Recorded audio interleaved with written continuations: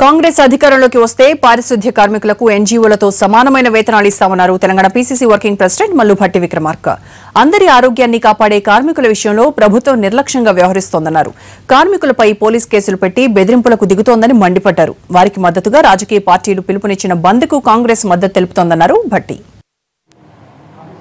పోలీసులతో అక్రమ కేసులు బనాయిస్తూ అవసరమైతే ఆర్మీని కూడా తీసుకొని వచ్చి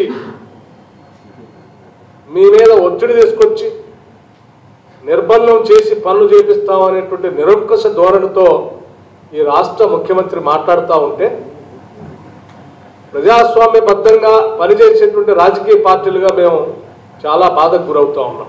రాజకీయ పార్టీలు అన్ని ప్రతిపక్ష పార్టీలు అన్ని కలిపి ఇచ్చినటువంటి బంద్కి సంపూర్ణంగా కాంగ్రెస్ పార్టీ కూడా మద్దతు ఇస్తూ ఉన్నాం.